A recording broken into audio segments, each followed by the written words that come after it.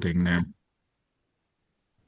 Okay, so what we're going to do tonight, we've got just under an hour to go through this session. We've got a few slides that I'm going to show you and go through a few bits and pieces on that slide. There'll then be an opportunity for questions and answers. We'll try and give you as many answers as we can to those questions when we get to them. I can't guarantee they'll be the answers that you want, but we'll certainly answer the questions.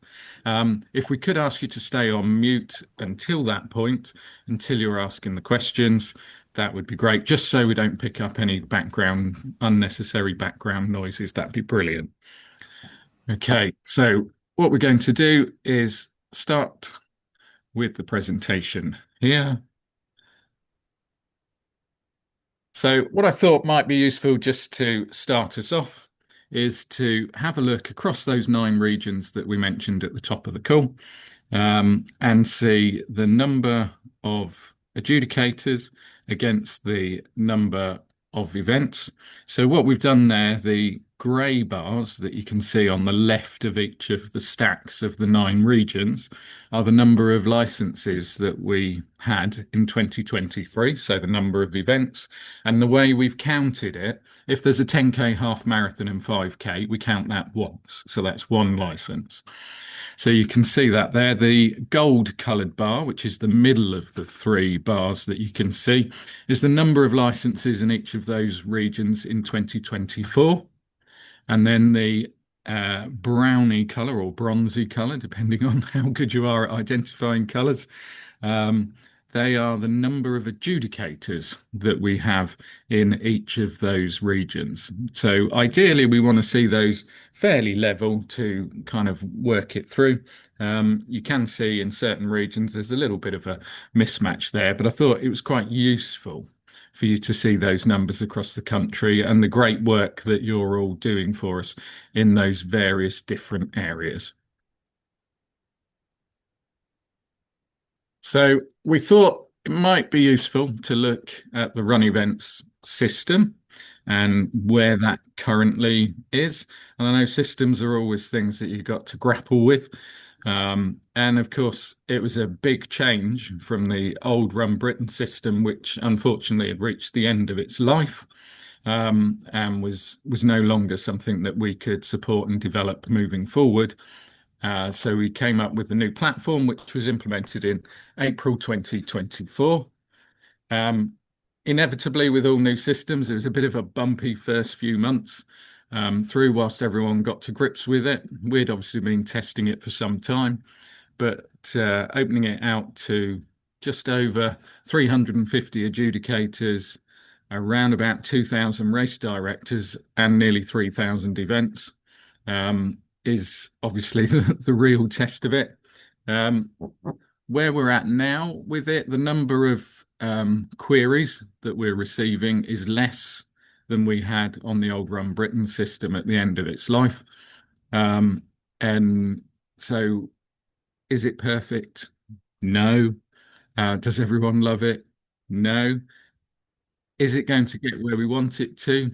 Yes, it will. So we are moving forward with it. And I think a lot of people have got to grips with it based on the number of queries that we are now seeing. But the work does continue with developing that system.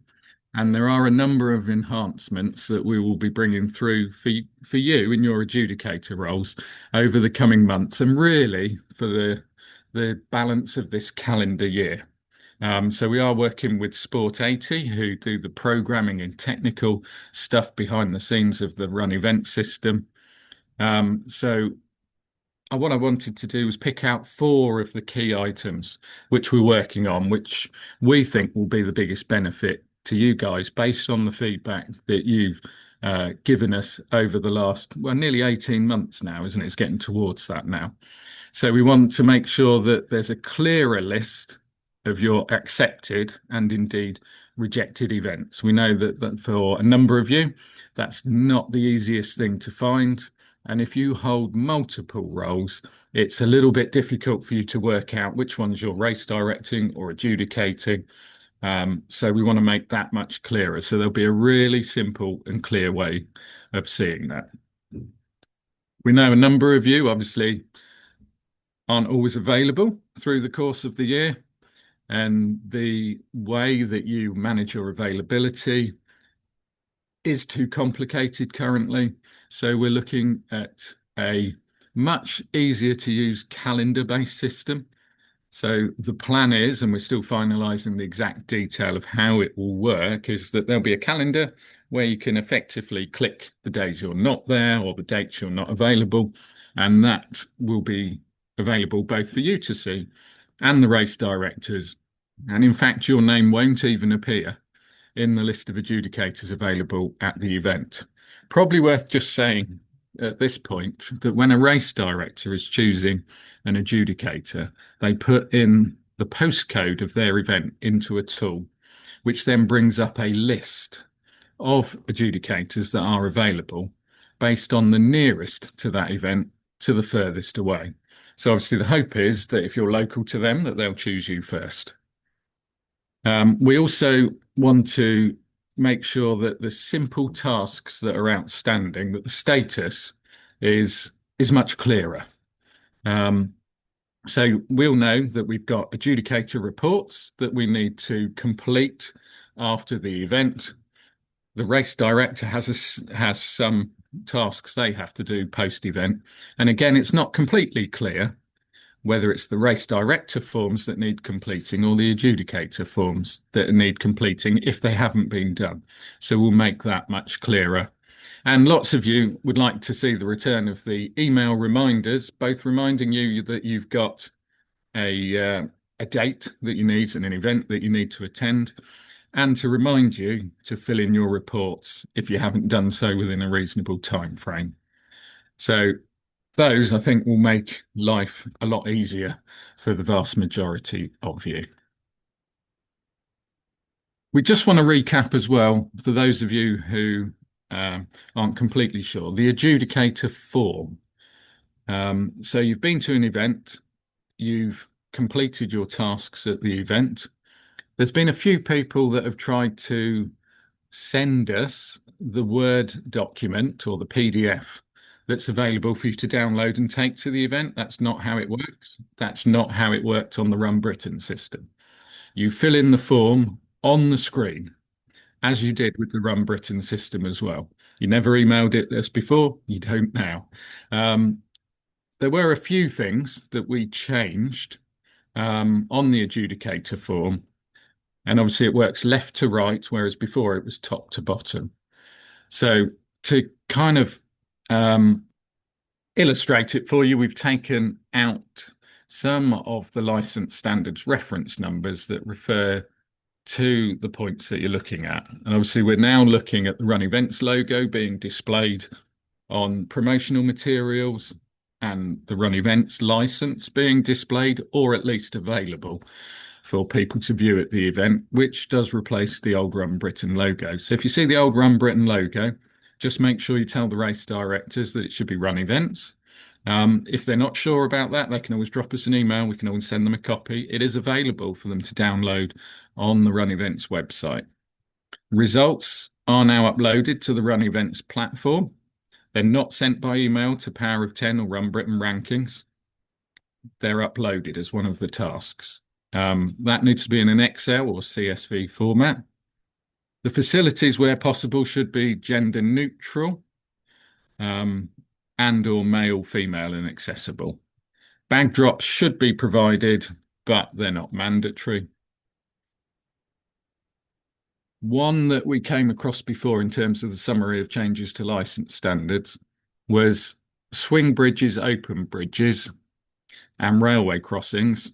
There always needs to be a written undertaking that they won't be in operation during the course of the event.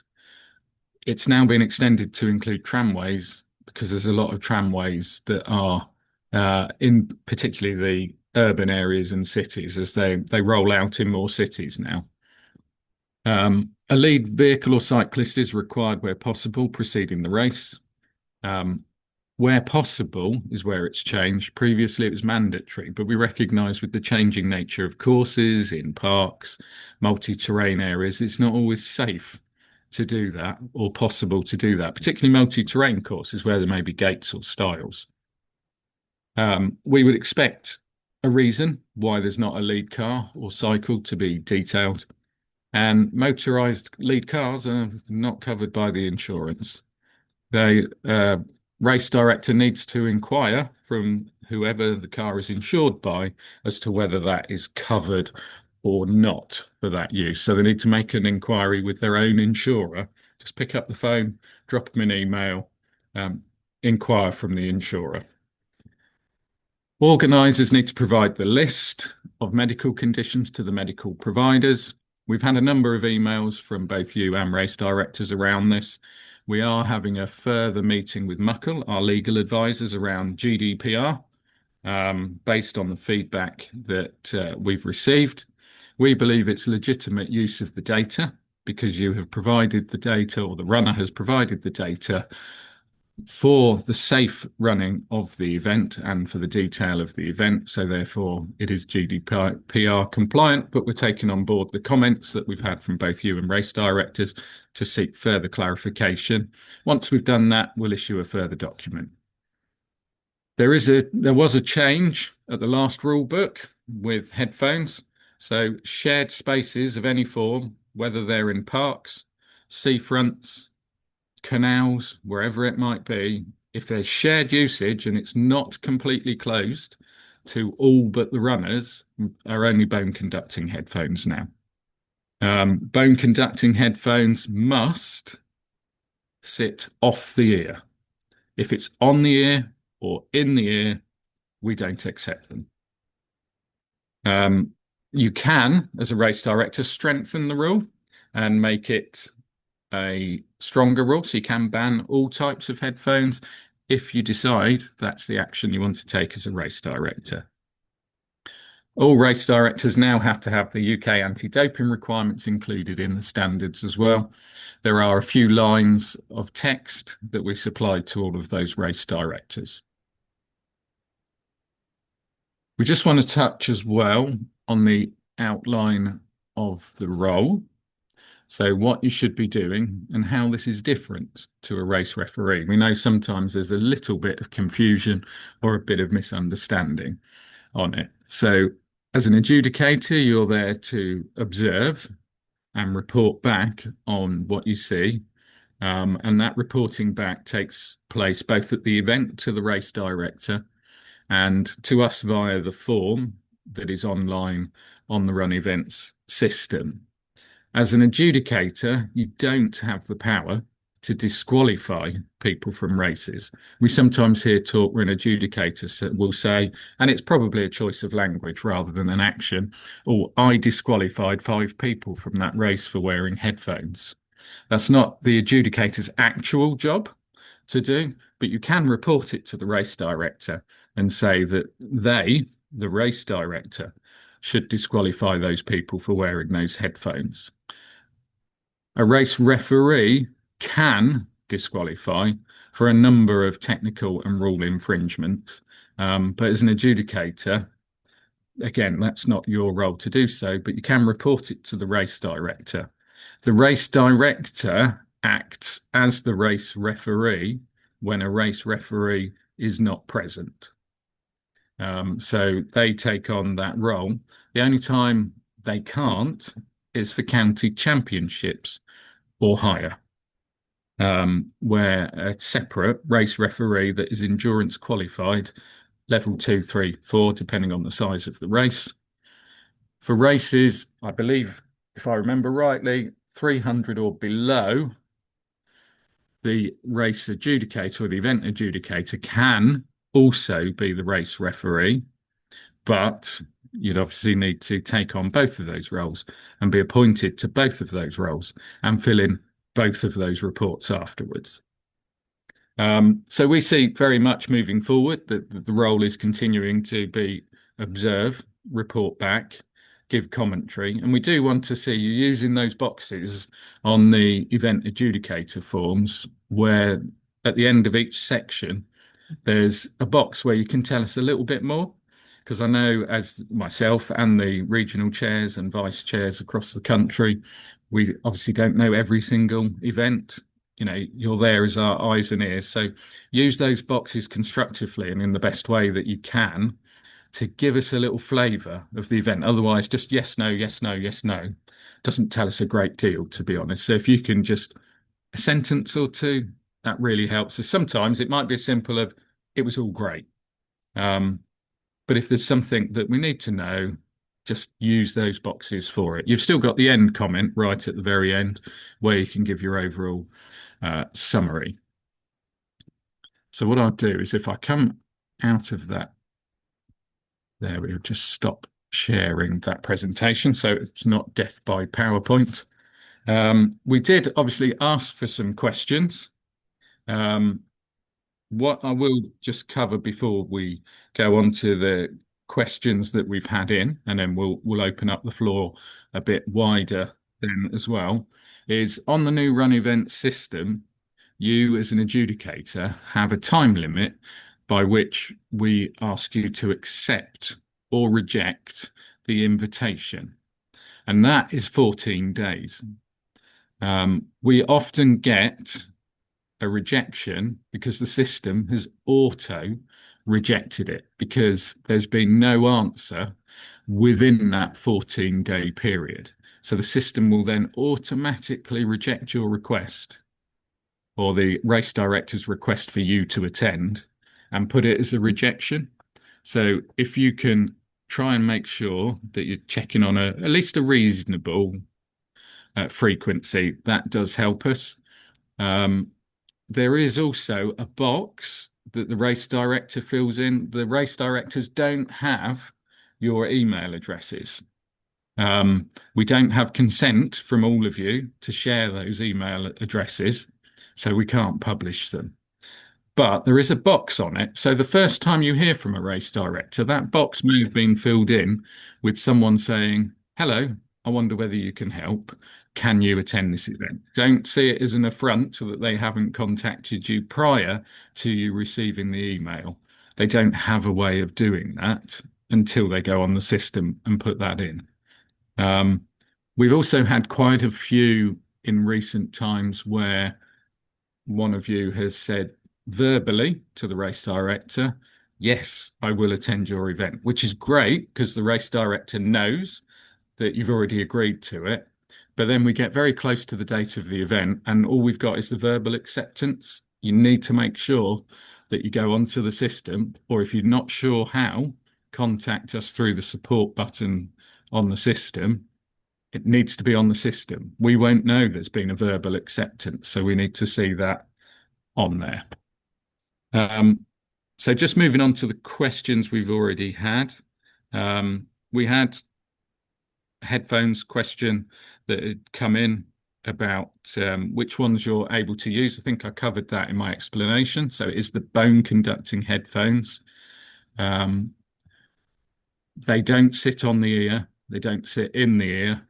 They sit, if I turn my face slightly, they sit just here by the ear. I don't know whether you can all see me there, but it's not on or in the ear. Paul Wood, I know that you've come across some other types. Perhaps you could just explain the other types that you've come across and the problems that's caused.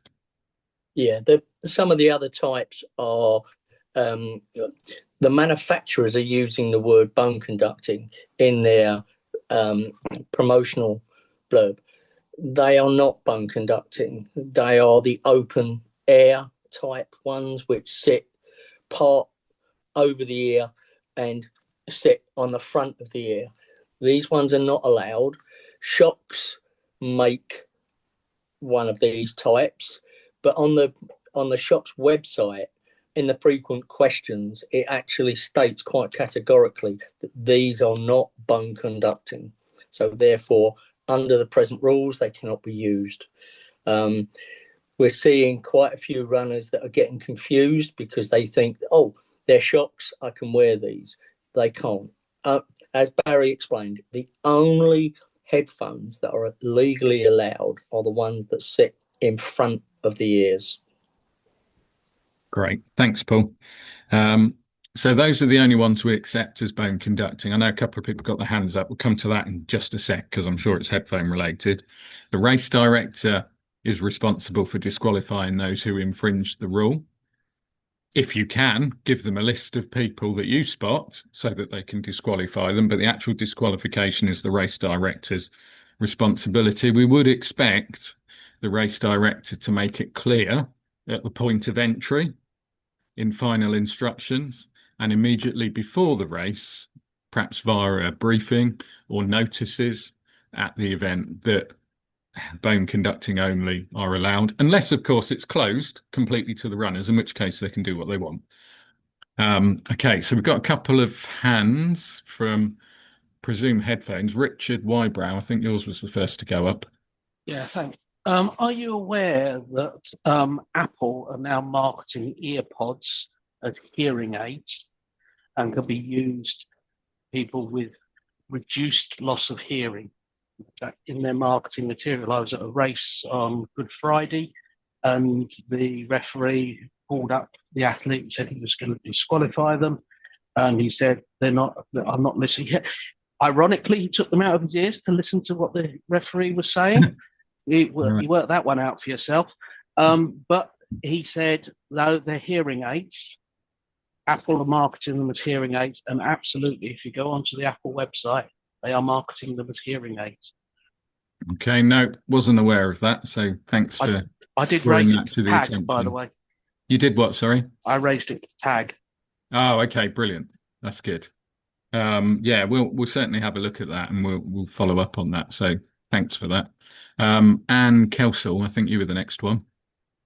Yeah, I'm slightly confused about the open ear business. I'm aware that technically it doesn't meet the rules because the rules actually say bone conducting, but open ear headphones are actually a development that is supposed to be better than bone conducting for actually hearing the environment around you. Is there any movement on the rules basically? Because when the rule was written, bone conducting was the only one that would allow you to hear around you, and that was the reason for allowing them. We now have these open ear ones. They don't actually sit over the ear, they sit on the top of the lobe, so they do not cover the ear. And if you look at the reviews, they're basically saying some of these open ear ones are better than bone conducting for hearing around you. So it seems a bit silly that we should be disqualifying them. Yeah, it's an interesting one, isn't it? It's one of those challenges we face with technology. Um, you're probably right. The open ear ones may well allow you to hear better, and do the job. Part of we're going through rules consultation for 2026 at the moment. I haven't seen any proposal as yet to change it, but it's certainly something that we will look at and see if it's practical to enforce as a rule, whether it's appropriate. There is unfortunately always processes involved in looking at these things, aren't there? But certainly one of the reasons that the new shocks weren't allowed was because of the way they sat on across part of the ear, is that there was no way of telling operationally as a runner's going past you whether they were the ones that allowed you to hear what was going on around you versus the ones that weren't. So there was no way of policing it. I think there Um, is. I think there is because you can see very, very clearly that they are sitting on the top of the ear and they are not over the ear canal. It is actually very clear. yeah, I mean it's I can, something yeah. we'll certainly look at it. And I That's think really it's if the wording had been originally um, earphones that allow um, outside sounds to be heard, such as bone conducting, we wouldn't have this issue.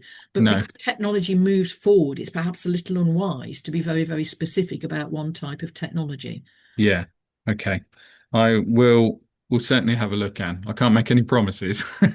It's not my will to give, but we'll certainly have a look at it for you. So thank you for that. Robert McCardle. Yes, discussing with a couple of race directors in the last few weeks, and one of them I gave a list of the first five women to cross the line before and after it, wearing two earphones which weren't through the ear. And I gave it to them and said to them, the rules are these people should be either given words of advice or disqualified, and you have to be seen to be doing something. You were given the permission to hold the race by RunEvents on Yeah, the basis that you accept what they've said. Highways gave you permission based on the fact that you national government body has given you a set of rules. correct. If you're not seen to be implementing these rules, and I do it week after week, and I'll write to them and say, it's a folded number, sponsors logos disappeared, it's guys running with no shirts on. They're commercial companies, they're taking money in. But what are they doing? And can we go back to them and say to them, look, this is a rule. You can't just ignore it and still expect us to insure you. It's a competitive race. It goes in power of 10. Yeah, That bib numbers in full, front of the shirt, earphone rule, sympathetically, I'd be happy. I said it was 500 runner race, so obviously I wasn't a referee as well there. I said, yeah, it's your decision. You can choose to do something about it. But can we go back to them then and say, what did you do? And if it was words of advice, that's fine in the first instance, or disqualification might be a bit heavy-handed, but you can't ignore it. If we let them ignore it, we're then culpable as well. We've got to yeah, enforce it. yeah. And by all means, follow it up with them to find out, and and even look at the results potentially.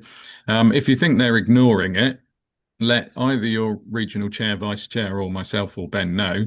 If they're one of the national providers, often we talk to them regularly about infringements. Run through comes up quite often, run for all with being both national providers. Um, Yes. we'll certainly follow it up with them if they seem to be flouting it. And ultimately, if they don't follow the rules, they won't be given a license. So do follow it up with them and let us know if they're not taking any notice of it. Yep. Brilliant. Thank you. Archie Jenkins, you were next. Hi, Barry. I think you know how I feel on this one. Yeah. Uh, yeah, yeah, yes. Well, I think it's, and by the way, Robert, who's just spoken, it must be the Scottish thing because we seem to both agree. Anyway, I think it's imperative, Barry, that the race directors know that they act as the race referee, and I don't Yes. think that happens. I don't think they know. Yeah, and I know you're quite right. You've let me know about that. And quite rightly, if it's a concern, you should let me know about it. We've got a race directors webinar on Wednesday night. We've got over 100 of them registered for the call. So we will be making that point to them on this, but we will follow it up with further communications. I think you're probably right. There's certainly a percentage that are not aware they're acting as the race referee.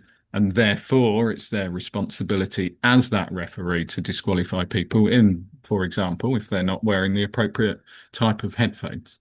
So we'll try and make it as clear as we can to them. Okay, great. Roland, you were next. Yeah, but when it comes to headphones, we've got to be careful. I know technology is moving at a pace, but we have to be careful of what makes it easy for the adjudicator or the referee to be able to spot these things. And so perhaps a ruling around nothing over the ear makes it very clear, even if there is technology that says you can have something over your ear and you can still hear quite clearly.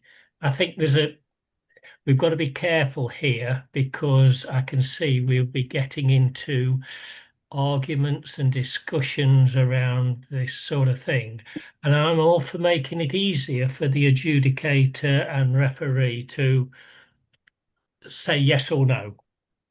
So I think we need a bit of a black and white sort of area as opposed to a huge grey area that can be, can't be, depending how much you've spent on your earphones, etc., etc.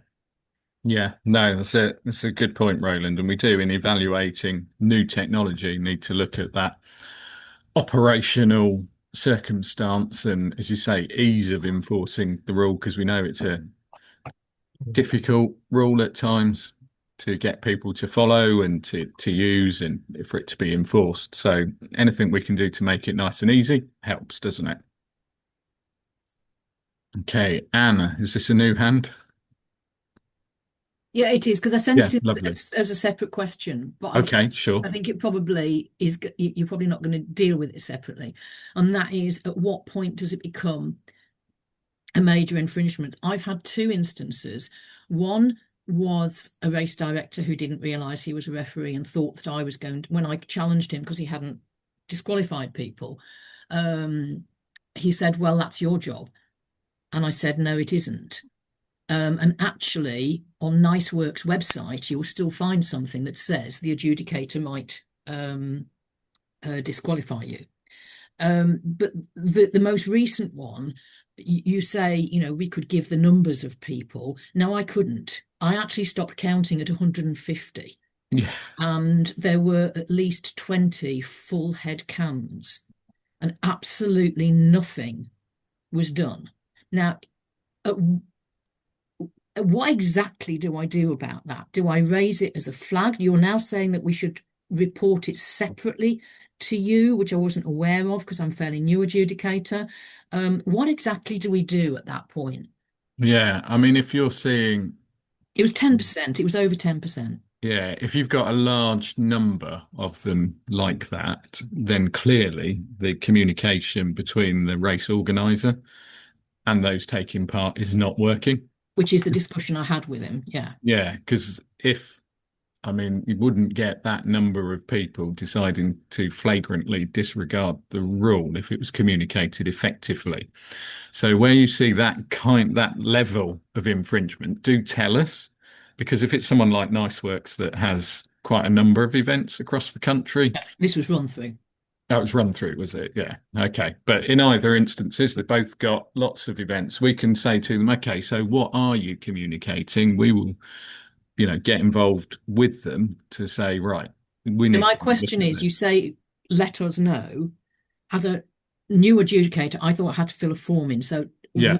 in what way do I let you know? Is it a flag on the form or is it a separate email? This is what I'm asking. Ah, I see. Sorry. Apologies.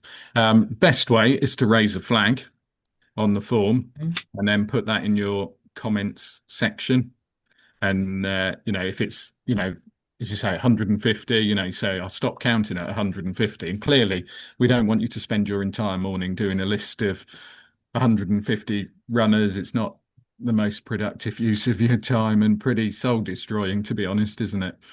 So raise a flag, put that in the comment section. When you raise the flag, it notifies the regional chair and us centrally that you've raised that flag, and we can have a look at what you've said on it. And if we need clarification around your comment, we would get in touch with you and say, what do you mean by what you said if it's not clear to us? But we then follow it up with the organizer, whether they organize one race or 100 races. Okay, brilliant. Thank you for that. Nigel Taylor, you were next. I think some of the issues around the headphones, when you enter the races, it's not that specific as to what type of race it is and what headphones are therefore allowed. I agree with most of the comments and most of the issues around the bigger events that are not on what you would class as a proper closed road. And I think that's where because I think, I emailed you, well, I emailed Ben and Ben come to you about the position around what is the clarity around the closed road and who's got access. And I think this is where the other side of it sort of falls down. And for example, I flagged with run through I counted on one event about 50, and that was just over the start line. And I like the other lady, stopped counting and flagged it. And I've got another event coming up with them, and I anticipate exactly the same thing. But is it something we can, or you can force upon the race directors to make it clearer of what type of headphones are allowed? Because looking at it, it's usually like the smallest line in the world. particularly on for something like for Run for All, you've got to really look for what the specifics are around headphones. Yeah, I mean, we can get involved and try and make sure that it's more prominent, um, and work with them. And we have with a couple of organisers across the country where similar things have happened. Basically, got involved with them and said, you're not putting this prominently enough. You're not making it clear enough, which isn't being fair to your runners, because if they don't know, they can't take action. And there's probably not, there will be some runners, of course, that not bothered, but there'll be lots of runners that would make the right decision if they knew about it and knew which type of headphones. I mean, you can get bone conducting headphones for about 20 or 30 quid on Amazon now. So they're not more expensive than buying a standard set of headphones anymore. I don't think there'd be many runners that would deliberately wear the wrong type. They're more concerned about hearing their music, um, so buy the right headphones. So we will get involved and make race directors make it more clear. Okay, brilliant. Paul Wood? Yeah, just on that particular point, as a regional chair, if when I get that kind of information on a event adjudicator's report, we will take it up with the event. We have in the past actually said to an event, we're not going to grant you a license until such time as you upgrade your website or the information that you send out to runners. There are one or two continuing companies which still flouting the rules, and we are trying to work with them. I know Barry's got meetings with one or two of them, and we are trying. It takes time, but the only power we've got is to actually refuse to grant them a license. Yeah. Yeah, you're right. And that does lead nicely to the next point, just moving on from headphones in terms of license standards, overall standards.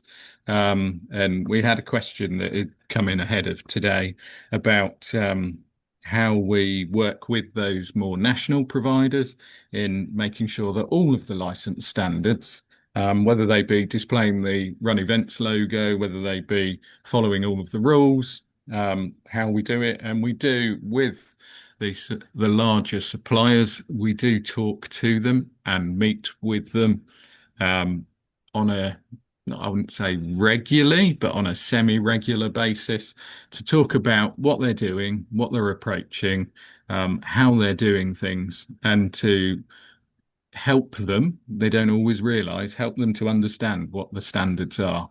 And when we bring in new license standards, we will often, or changes to license standards with those national providers, because they're doing so many races that affect so many people.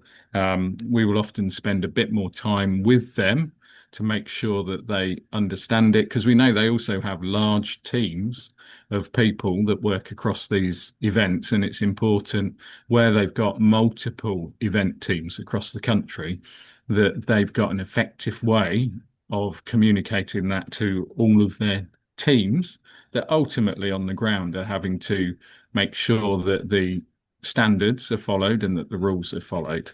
So we do engage with them, and it goes for any of the rules. If you're repeatedly visiting, whether it's a one-off event or a series of events or a national provider, if you're going to the same race director, same organizer, and it's the same problem all the time, raise that flag, tell us about it, because we will, in the same way we support race directors with getting permissions for their events, we will also deal with it if we're aware of it. You have to remember there are 2,500 to 3,000 licenses that we issue each year. So that flag facility, don't be afraid to use it. Don't use it unnecessarily, of course, but it is there to alert us to a problem that we need to know about and deal with. So don't do it for any reason, but if it's something you think we need to know about and you think, well, how will we know about it? Raise the flag. Let us know. Please don't raise 600 flags tomorrow for your races, because I haven't got that many hours. But do it, use it. That's why we provide the tools to you. Robert, McArdle. Yes, I brought this one up because it's an uneven battle when I'm dealing with somebody mentioned run through events who effectively communicate. I did one of the race on Sunday. They said they disqualified people that didn't comply with, for example, the rule that there's no headphones allowed because it's past local roads. I don't think they will. I've contacted them and Run for All and said the rules you signed up to say you should put the certificate measured accurately, like the RunEvents logo. They don't bother. I'm talking to someone that works Sunday morning. I'm not talking to the persons in charge. If I look at other industries, like say the road transport industry, they have a scheme called earned recognition, in which there's a pre-approval at a national level of agreed standards. And instead, we all know what a run for all documentation for a race with 4,000 or 5,000 people is. It's a telephone book that you maybe get a week beforehand and you've got to go through it. And we know they're good people. I think if they sat down with a full-time professional from England Athletics, there'd be more respect and more learning going both ways. For me to turn up on Sunday mornings as I've done before, I'm just ignored. I mean, I said to them, what are you doing after the race about non-compliance? Because the only way to get compliance is to actually be seen to do it. They want to again, they don't want to cheese off their customers. No. It's not an event. They're there to make money. They're not going to write and disqualify people unless you make them. Yeah. When they talk to me, they talk to somebody that's 1 hour a week as a sports judge. Yeah. If somebody's applying for more than 10 licenses a year, they should be come down to Birmingham, talking to you at director to director level, agreeing a standard, which you sign off. When I get it through, there'll show a number of things I don't need to check because you've already checked. All I should be checking is that they've signed up to what you're doing. And also because they're at the forefront, running such big races, I think you're going to earlier feedback from them. Yeah. Yeah, that's an interesting idea, that with those larger providers with multiple licenses and taking that learning from the other industry there. Definitely something to think about there with that. I think it's a really interesting point. Yeah, because I'll write them this morning. They don't work Mondays because they've been out since Saturday morning. Exactly, yeah. And also, what I got yesterday was that there seems when they arrive, they don't involve the local community. Like a number of clubs would do things like support a local coffee shop or support a local sports shoe shop that does gait analysis, and they'll arrive and they'll sell their own stuff, and that's maybe if they could be encouraged towards being part of the running community locally when the helicopters goes in when they drive down from Leeds or up from London or wherever. Yeah, I know what you mean. Yeah, yeah, that local engagement is good if you can get it, isn't it? Nigel Taylor. So I educated an event and I picked something up, but having discussed with a previous adjudicator, the same issue that I picked up had been flagged for the previous 2 years to the same race. I just wondered, I mean, I'd flagged it. How do I know if I get feedback next year, will I get feedback if I adjudicate the same event again? Because if it happens again for the fourth year on the trot, or is there some way of knowing that if I do an event that something's been flagged at, do I know that I should be looking out for it? Do you see what I mean? Yeah. Do you mean where you've raised the flag previously, or yeah? So well, anybody. Has? So, for example, the race I'd done, it's just how the finish is. It's not, nobody disperses and everybody congregates at the end. They're trying to disperse people, and as I say, I picked up for the third year, but it had been flagged apparently. But I put it in my report at the end. But how do I know that, other than that race not getting a race license next year, if it does, how do I know that they've been told that 3 years of the trot, the same thing's being picked up? Is there somewhere you guys could give us a heads up that there's been an issue, we need to look out for it? Yeah, it's an interesting point, and you're right. If we want you to spot something, we should alert you to it. What's the best way of doing it? Probably just contacting you to be Yeah, to be honest. We obviously want you to go with an open mind as well, so that it's kind of just getting that balance right. But where it's something that definitely needs dealing with, we should alert you to it. We probably need to do a bit of work on our side to communicate that better to you guys, I would say, so that you feel you're going armed with the facts and you know what's going on. And if you're visiting it for the second time and you think, am I going to get that flag? Is it going to be the same flag raised? If you know that we've had commentary discussion with that race director and they've assured us that the action has been taken, then we've had that conversation, which in a way makes the flag worse the next time, yeah, because they haven't listened and haven't dealt with it, even though that they've said that they're going to. So we'll take that on board and see if we can come up with a better yeah. way of Cool. communicating Thank you. that. Paul Wood? Basically, to answer that gentleman's question, basically, it would be down to the regional chair. If the event has given me, the regional chair, assurances that things have been covered, and then you as the event adjudicator then raise it again, then it's then a different conversation I would be having with the race organizer as to whether they get a license in the future. Yeah, and then there's just that work, isn't there, around making sure we communicate that Yep. we've dealt with it as well. Okay, right. Any other questions from the floor? I'm sure there will be. Oh, stunned into silence. Oh, Paul, go on. I just wanted to explain that with the race directors courses, there is the opportunity for new event adjudicators, subject to availability on the course, for them to attend a course if they wish to come along and see how it's done. Yeah, and best way of letting us know if you want to be one of those considered for that is to drop an email to us and just let us know about that, which best email address is runevents@englandathletics.org. Multiple people can pick that one up. So if I'm not around or Ben's not around, then it will still be seen. Can you hear me? There we are. The email address is just in the chat there. Ben's just popped it in the chat for you. Anne, you're next.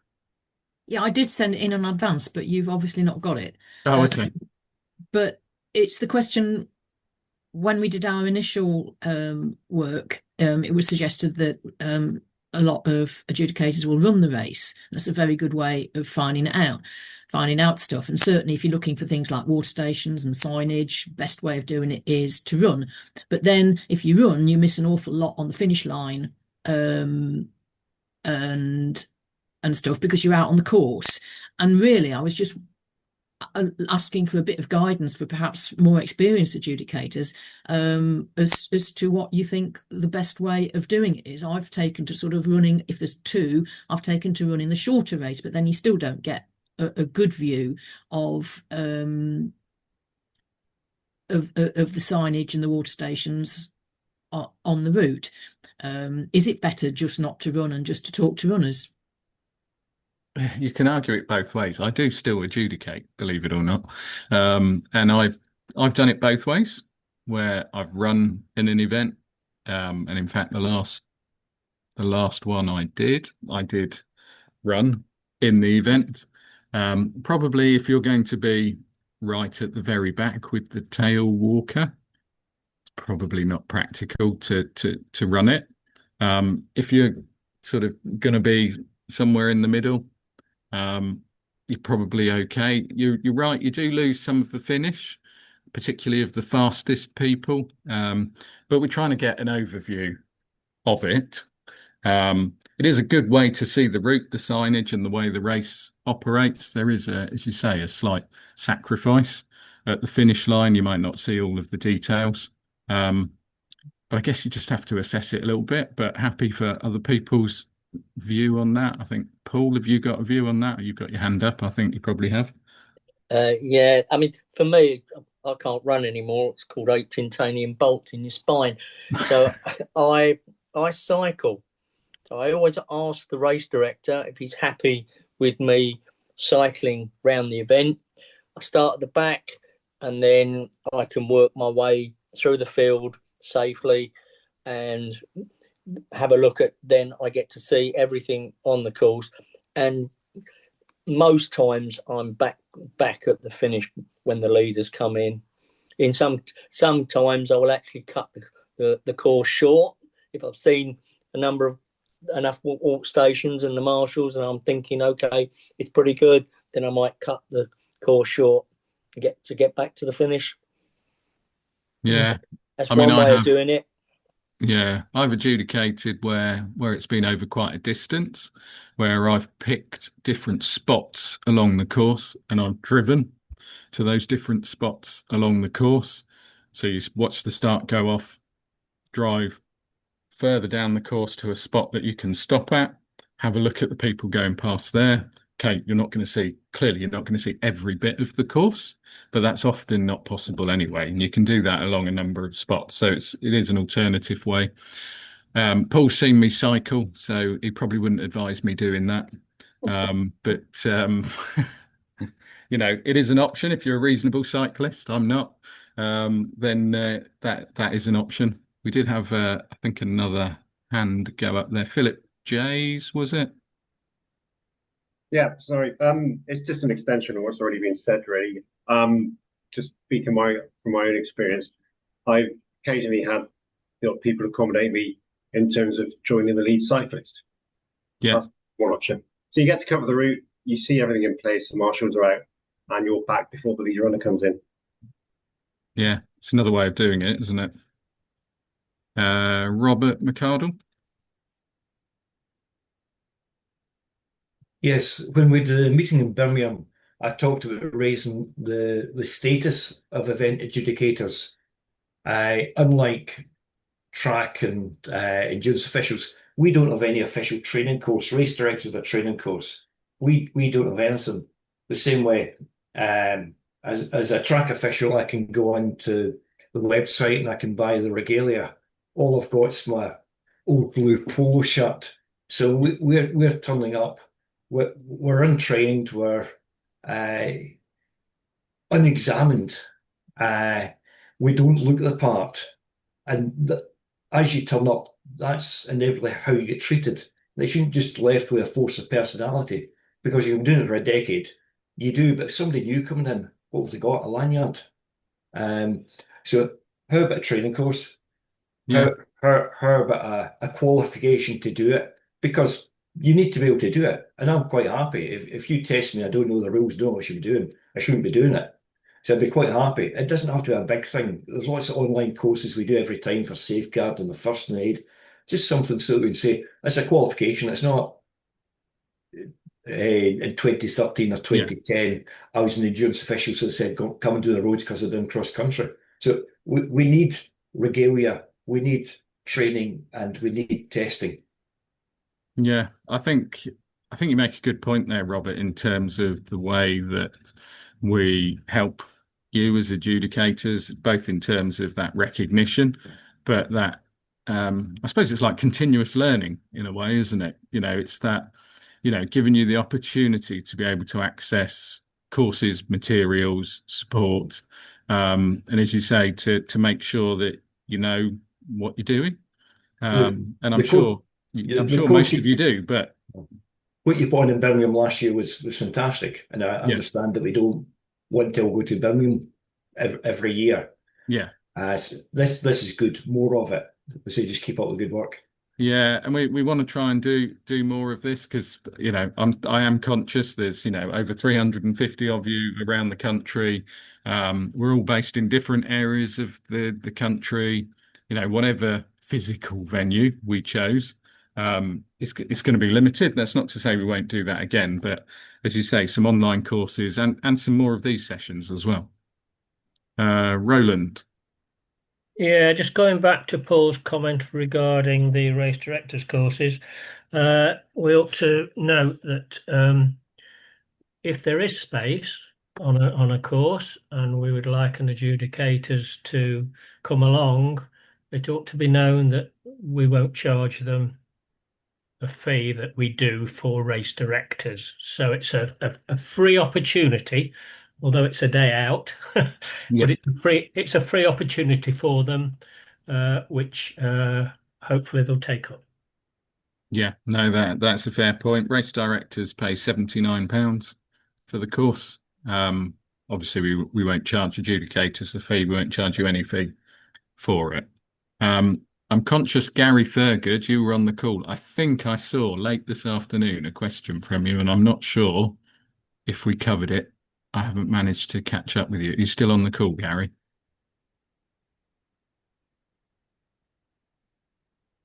No, he's perhaps dropped off. Any other No, questions? I'm here. Oh, you are here. Yeah, sorry, I was trying to unmute myself Oh, okay, so you brilliant. could hear me. You have covered it. It was to do with race referees. Yeah, And as you've covered, some race directors, when you pose that question, look at you very blankly. So I'm glad to see it was raised on tonight's agenda.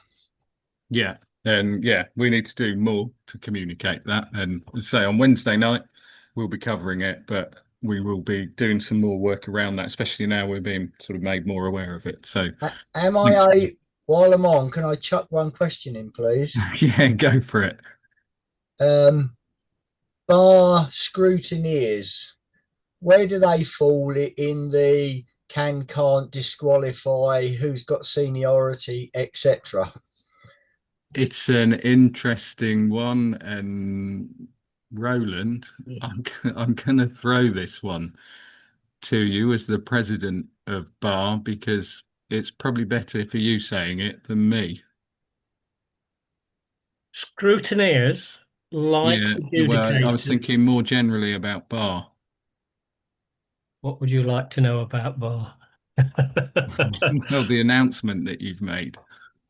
Right, bar will be ceasing at the end of this year. Oh, okay. Yes, a message will be going out in the next edition of the technical news briefing to all our membership regarding that.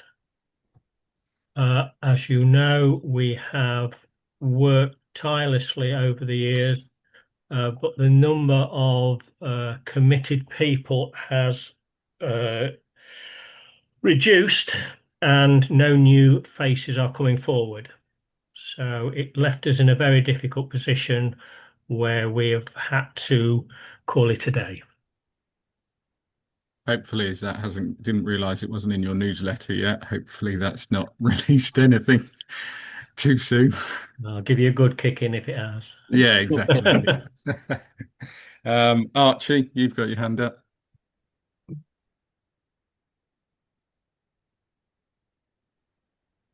You're on mute, Archie, at the moment. There we go. Yeah. Sorry, just going back to the referees business. I have mentioned this to you before, and you have spoken about it tonight that we could red flag major UK rule infringements. Is it not possible to put a section actually in the adjudicator's report for something like that?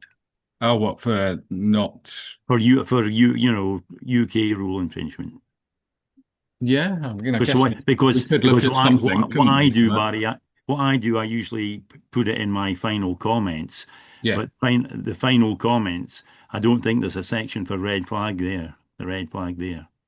I can't remember without looking at it. If you tell me there's not, then there's not. But we can have a look at putting it in there. Yeah, I think I know about either there or a separate section for around following the rules basically. Yeah. Yeah. Okay. Yeah, we are obviously noting these things down as well. So thank you for that. Conscious it's now 7:34. So any final questions before we call a halt to tonight's proceedings? Yeah. No, nothing else. Sorry, just a very quick one. Oh, sorry. Yeah, Um, go ahead. sorry. Always strange that we have to check to make sure the course measurement certificate is displayed at the race, but not the permit. Yes. It's an interesting one. It is in the license standards at the moment, that the license is supposed to be displayed or available. The course measurement certificate is supposed to be displayed. I think it just says displayed. Um, I'm not entirely convinced personally that you need to have them up on a wall somewhere, but I think they do need to be available. But we need to have a look and see what the exact rules say on it. And if we're going to change that, or if it's going to be something different, we need to make sure that's clearly communicated. But it is a bit of an oddity, Richard. I agree with you. Roland? What's the latest on the T-shirts for adjudicators? Okay, so we have ordered some technical T-shirts and some vests for those who want to run in the events. They've not arrived as yet, but they have been ordered in some sizes. So if you if you're interested in those, Ben will be sorting those out once they arrive. So I wouldn't think it'd be too much longer, to be honest, because we did order them a number of weeks ago. So like anything, it comes from overseas. Manufacturing is never in this country now, is it? Whose are they? Who's the supplier? Oh, a company called Scimitar. Okay, never heard of them. Archie, have you got another question? Yeah, Barry, just going back to Roland's point about, or to whoever, about the license on being on display. I think this is important in as much technical officials in theory should be filling in their record of experience with the license on. Now, in the past, well, at the moment with the cross country, you can just go on the England Athletics website and get license numbers for all cross country events. I've emailed Ben. I wasn't going to ask this question, but I've emailed Ben, so I'm asking it now, if it's possible that we could check road licenses nationally as well, or officials who forget to do it on the night or the day. Do you mean what, recording the certificate numbers? No, the license number. Yeah, the license number is shown when you're on RunEvents. So the 5-digit code is the license number. Yeah, but what I'm saying is for technical officials, Barry. Yeah. Oh, they have to record that in there. Yeah, for their record of experience. In theory, they should be. Yes. If they've got the certificate available or on display, as you say, you can take it off that, can't you?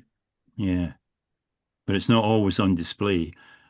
And I'm sure Run Britain in the past, you just went on the Run Britain website and you got that license. You just put an event in and you were able to find that license.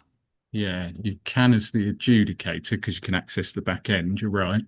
But not the technical as the official. referee, the technical official, you can't. So that's something we need to have a look at. But Barry, would it be possible to get the license and the certificate of course accuracy onto the run events so that I see them in advance? I spoke to Ben about this, went to one which has been given a multi-terrain license despite being a road race, which meant that nobody knew to ask for a certificate of accuracy, which they had. So when it's been populated, why not just put the license and the course certificate in the event details? So when we click on it, we've got the license. We don't have to waste the guy's time asking for his license or No, certificate, true. because we can help ourselves. Yeah, it does. And The we don't. license does appear in the reports section, but whether we could get it to display somewhere else, probably. I say probably with a computer system. and then find that it's a lot more difficult than you actually think it will be. But you're right. So kind of self-service would be good, wouldn't it? So that it's nice and easy to get to. Okay. Any other questions before we finish off for today? No? Okay. So thanks very much for joining us, everyone, today. We do appreciate you taking time out of an evening when you've probably all been at races yesterday as well. In fact, I wasn't for once, but I appreciate a lot of you in the room probably were. We do appreciate it. We are going to hold more of these. So look out for obviously information, and we will share them with you. As I say, we've got race directors at the weekend. We wanted to do it this way round so that we could get some feedback from you because it affects race directors and we could carry that over. So appreciate all of your time this evening. We really do appreciate all of the work that you do across the 2,500, 3,000 licenses we issue. Don't ever forget, we are really grateful to you for doing it. We cannot do the current licensing without you guys and girls and the commitment that you give to it. So we really do appreciate it. So thanks very much, and hopefully we'll see you all very soon. Take care. Thank you, Barry.